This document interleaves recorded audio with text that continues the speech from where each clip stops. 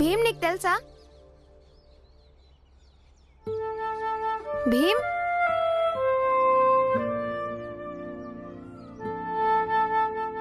ఇక్కడెందుకు కూర్చున్నావు? ఏమైంది? నాకు స్కూల్కి వెళ్ళబుద్ధి అవ్వట్లేదు అన్నయ్య.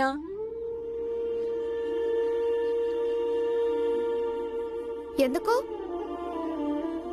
అమ్మ లేదుగా, ఇంకా ఎవరి కోసం చదువుకోవాలి? ఇంటికి వెళ్ళి ఎవరికి చెప్పాలి? ఇవాళ స్కూల్లో జరిగిన విషయాల గురించి. అమ్మ లేకపోతే నాకు ఏ పని చేయబుద్ధి కావటం లేదు, చదవాలని కూడా లేదు. భీమ్, నానేం చెప్పాడు? కష్టం అనేది అందరికీ వస్తుందంట, మనం దాన్ని భరించాల్సి ఉంటుంది, ముందుకి కొనసాగాల్సి ఉంటుంది. అమ్మ చనిపోయిన తర్వాత నీ బాధ్యత ఇంకా పెరిగింది. ఎందుకంటే అమ్మ కూడా ఇదే కోరుకునేదిగా, నువ్వు బాగా చదువుకొని గొప్పవాడి అవ్వాలని. మరేమైంది? నిజమే, కానీ నేను స్కూల్కి రాను. భీమ్, నాన్న కూడా పనికి వెళ్ళాడుగా, అంటే అమ్మ పోయిన బాధ ఆయనకి లేదా? కానీ నాన్న తన బాధ్యతల నుంచి ముఖం చాటేయటం లేదు. మరి నువ్వెలా తప్పించుకుంటావు?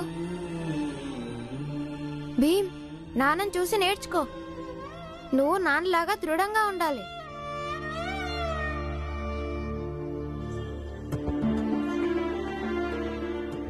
పద, లెగు.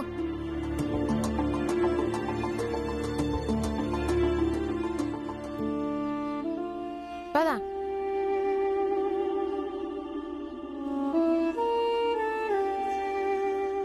సేట్ గారు, భీమాబాయి నిజంగా చాలా మంచిది. ఆమె లేకుండా జీవితం ఎలా గడపాలో అర్థం కావటం లేదు. నాకు గాని నా పిల్లలకు గాని. కానీ నేను ఒక తండ్రిని కూడా. నా పిల్లల జీవితాల్ని గాడిలో పెట్టాల్సిన బాధ్యత నాదే. ఎందుకంటే నా పిల్లలకి అర్థం అవ్వాలి, ఎవరు చనిపోయినా ఏ పని కూడా ఆగదని. పైగా ఆ పని ఇంకా గడ్డుగా ఇంకా అవసరం అవుతుందని. అందుకని నేను పరిస్థితులన్నీ సాధారణం అయ్యేదాకా ఆగిపోవాల్సి వచ్చింది. ఆ తర్వాత ఇప్పుడు మళ్ళీ పనిలోకి వచ్చాను. రామ్జీ, ఇక్కడ ఉన్న మేమందరం నీ భార్య ఆత్మకి శాంతి కలగాలని ప్రార్థన చేస్తాం.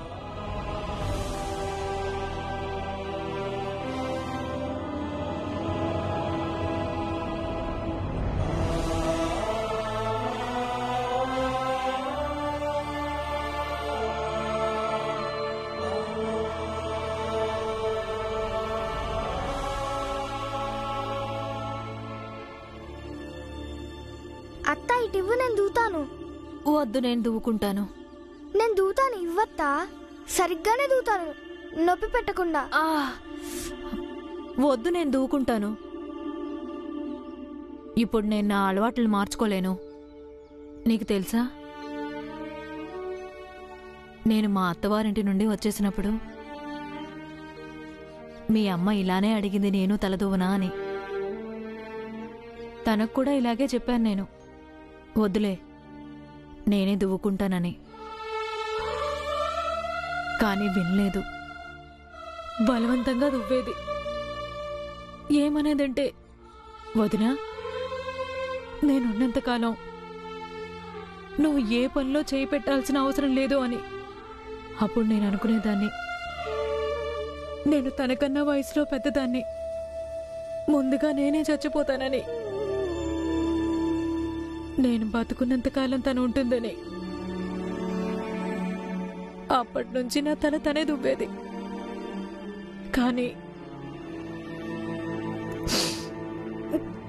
కానీ మనల్ని వదిలి వెళ్ళిపోయింది. ఇప్పుడు నేను ఎవరి మీద ఆధారపడదలుచుకోలేదు. నాకు ఎవరి సాయమో అవసరం లేదు, నేనే దూకుంటా. ఇక్కడి నుంచి వెళ్ళు.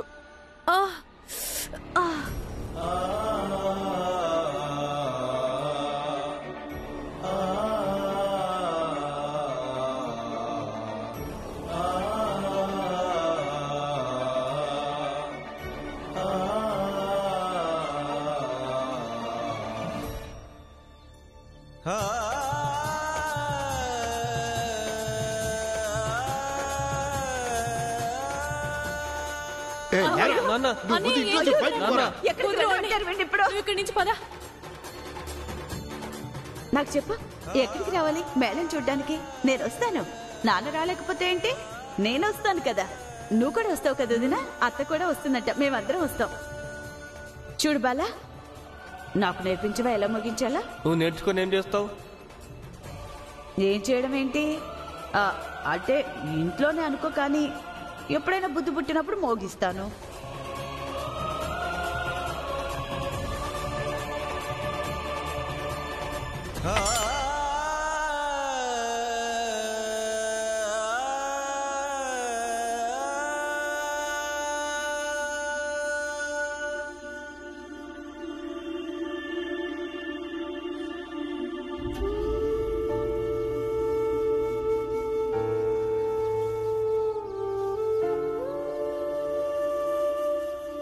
కూర్చో.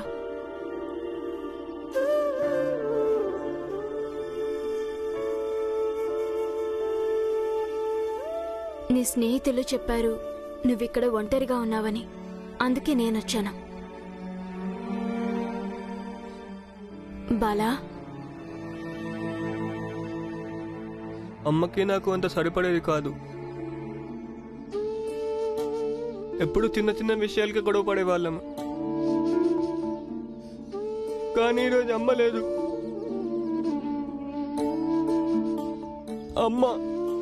అమ్మ బాగా గుర్తొస్తుందక్క.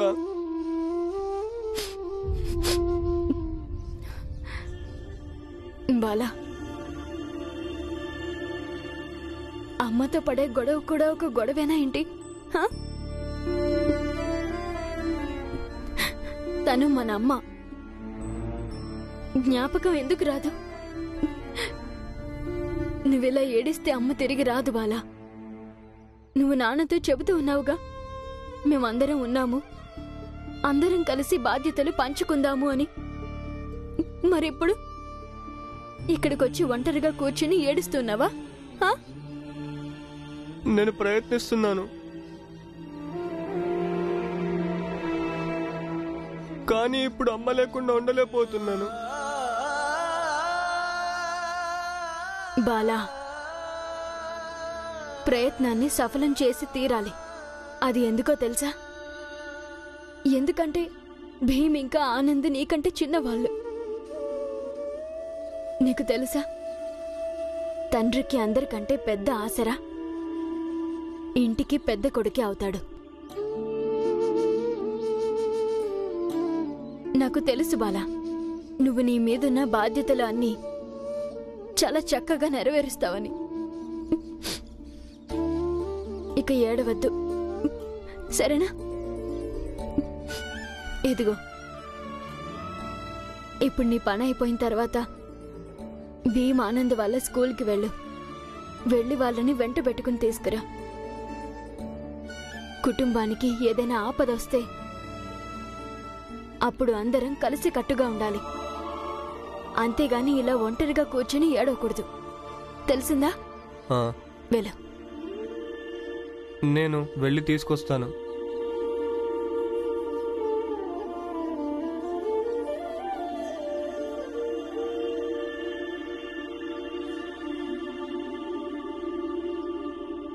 అరే, వీళ్ళకి సిగ్గనేదే లేదు. వీళ్ళమ్మ మొన్నే చనిపోయింది, గౌరవం విందుకు కూడా వెళ్ళారు. ఇప్పుడు చూడు, దర్జాగా బడికి కూడా వెళ్తున్నారు. అరే, వీళ్ళకి అసలు బాధే లేదు.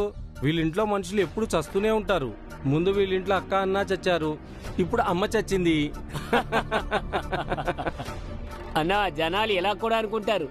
భీమరావు తన స్కూల్ ఫీజు బాకీ పడ్డాడంట. ఆ ఫీజు కట్టడం కోసం అమ్మకి వైద్యం చేయించలేదంట. ఇప్పుడు చూడు, అమ్మ కూడా చచ్చింది. ఇంకా జనాలు ఏం చెప్పుకుంటున్నారంటే, వీళ్ళ నాన్న డబ్బులు సంపాదించి తెచ్చిస్తేనంట ఆ డబ్బులతో వీళ్ళమ్మ బజార్లో చిరుతిళ్లు కొనుక్కొని తినేదంట. అలా అయితే డబ్బులు ఇంకే ఉంటాయి. అందుకే వీళ్ళమ్మ వీళ్ళకి సరిగ్గా అన్నం పెట్టేది కాదంట. తమ్ముడు, నాకేమనిపిస్తుందంటే వీళ్ళింట్లో అందరూ హంతకులేనని. ప్రతి ఒక్కరూ ఎవరో ఒకరిని హత్య చేసిన వాళ్లే ఇక మీద చేస్తూనే ఉంటారు. ఏమో, ఎవరికి తెలుసు? రేపు భీమరావు తన సొంత తండ్రినే హత్య చేయించొచ్చు. దాంతో కథ ముగిసిపోతుంది. ఏమైంది, కోపం వస్తుందా? అరే కోపం వస్తే మాత్రం ఏం చేస్తావురా?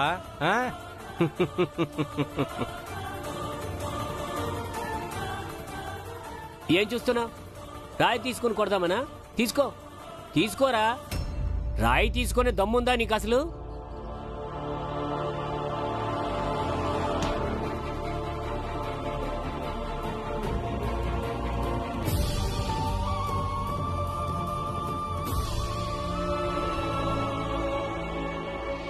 మనిషికి ఎప్పుడైతే కోపం వస్తుందో అప్పుడు ఎక్కువ అప్రమత్తంగా ఉండాల్సి వస్తుంది.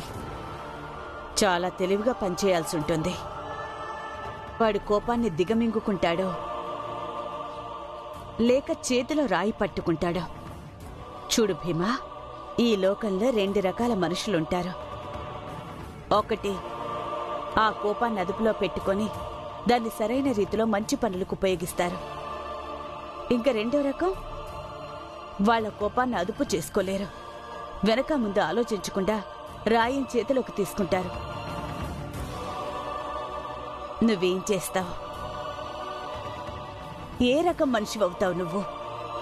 ఇప్పుడే నిర్ణయించుకోవాలి. ఎందుకంటే ఇలాంటి సందర్భాలలో, ఇలాంటి కఠినమైన క్షణంలోనే ఇలాంటి నిర్ణయాలు తీసుకోవాల్సి ఉంటుంది. కాబట్టి నువ్వు కూడా ఇప్పుడే నిర్ణయించుకోవాలి.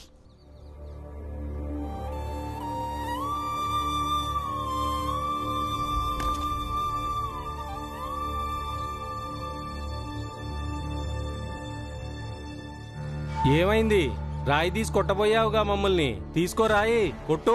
ఇప్పుడే తెలిసిపోతుంది నువ్వు ఈ రాయితో కొట్టేం సాధిస్తావో. నువ్వెంతగా ప్రయత్నించినా సరే నిజమనేది ఎప్పటికీ మారదు. భీమ్, వదిలే, ఇంటికి పద.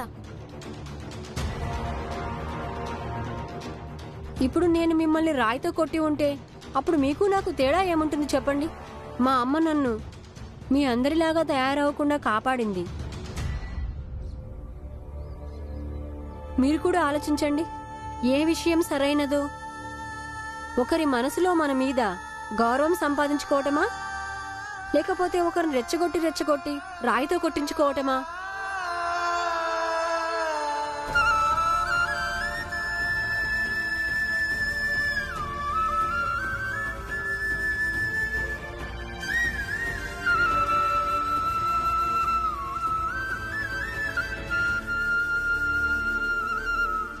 భీమ్, అరే భీమ్, ఎక్కడికి వెళ్తున్నావు? భీమ్, వాడి తోక ముడుచుకొని పారిపోయాడు. ఇక నువ్వు కూడా పారిపో. భీమ్ తోక ముడుచుకొని పారిపోయే రకం కాదు. అయినా ఇదంతా సులభం కాదులే. మీరు వాడిని అర్థం చేసుకోలేరు.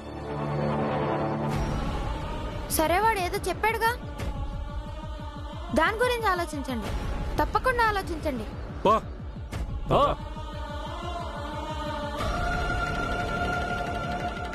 భీమ్, భీమ్, భీమ్, భీమ్. అమ్మా, ఇదేంటమ్మా ఇలా చేస్తున్నావు? నాతో అసలు మాట్లాడనే లేదు, నన్ను ముందరిలాగా అడగనే లేదు. ఇవాళ రోజంతా ఏం జరిగిందని గబగబా ఇటు వచ్చేసావు.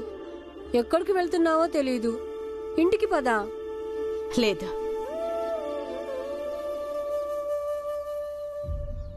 నేను నా ఇంటికి వెళ్ళాలి. నువ్వు ఇంటికెళ్ళు. నీ ఇల్లంటే ఏంటమ్మా? నీకు వేరే ఇంకొక ఇల్లుందా? ఎక్కడా? ఎక్కడో ఉందిలే. వెళ్ళు, నువ్వింటికి వెళ్ళు. లేదమ్మా, వస్తే నువ్వు నాతో పాటు రా, లేదా నేనే నీతో వస్తాను. లేదు భీమా,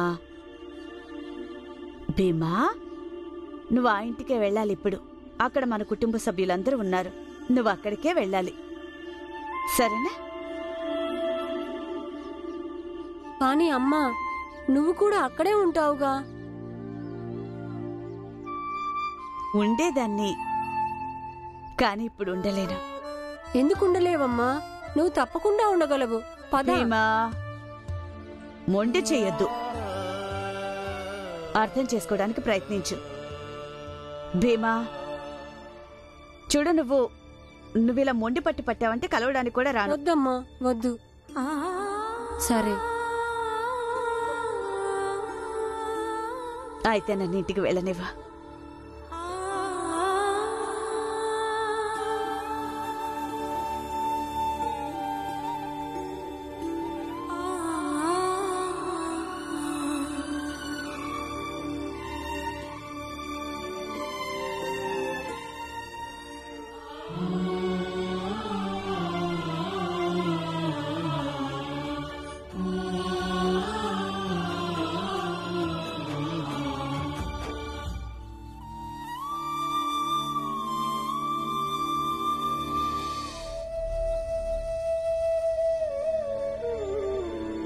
ఆనంద్, మీరు ఎక్కడికి వెళ్ళారు? నేను మీ స్కూల్ దగ్గరికి వెళ్ళి వస్తున్నాను.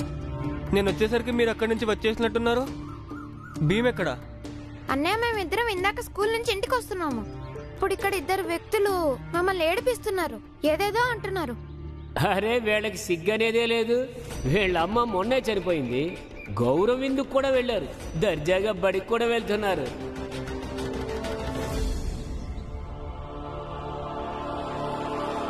అంతే బాలానే వాడు అటువైపు వెళ్ళాడు, కానీ ఎక్కడికో తెలీదు. ఎవరు వెనకాల నడిచి వెళ్ళినట్టు వెళ్ళాడు. అసలు భీమ్కి ఏమైంది? వాడు ఎందుకు ఇలా ప్రవర్తిస్తున్నాడు? ఇప్పుడు భీమ్ ఇలాగే చేస్తుంటే వాడు ఆరోగ్యం పాడైపోతుంది. బాలాన్నయ్య, మనం ఇది నాన్నకు చెప్పాలి. ఇంకా వాడిని వైద్యుడి దగ్గరికి తీసుకెళ్లి చూపించడం మంచిది. భీమ్ నిజంగానే అలా ప్రవర్తించాడు అన్నయ్య, ఏదో దెయ్యం పట్టినట్టు. కానీ అన్నయ్య, మనమ్మ దెయ్యం అయ్యే అవకాశమే లేదు. మరి భీమ్ అలా ఎందుకు చేస్తున్నాడు?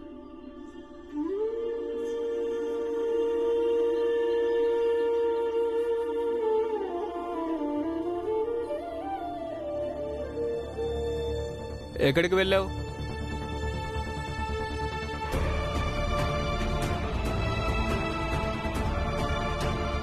భీమ్, ఇంటికి పద.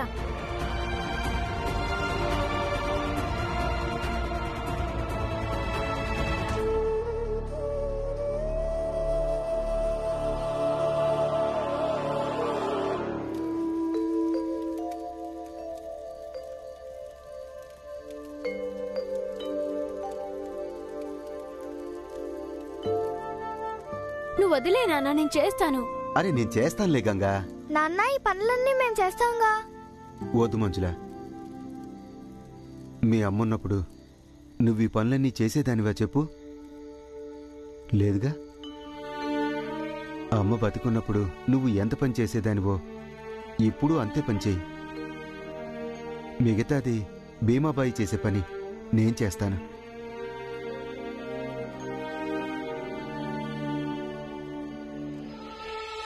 మొండి చేయొద్దు.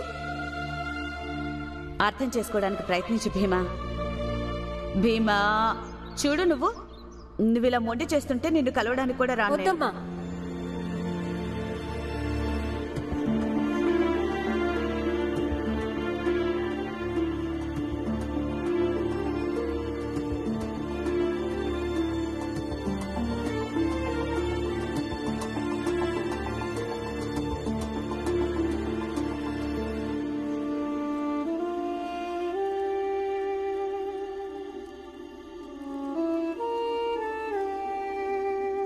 నానా,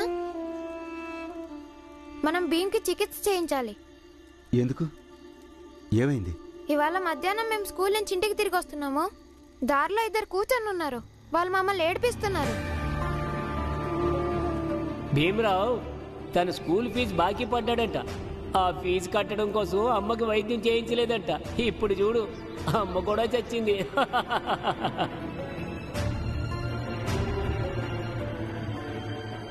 ఇక తర్వాత చెప్పకుండానే నడుచుకుంటూ ఏదో ఏకాంత ప్రదేశానికి వెళ్ళాడు. చూస్తే ఎలా అనిపించిందంటే ఎవరు వెనకాల పడి నడుచుకుంటూ వెళ్ళినట్టు.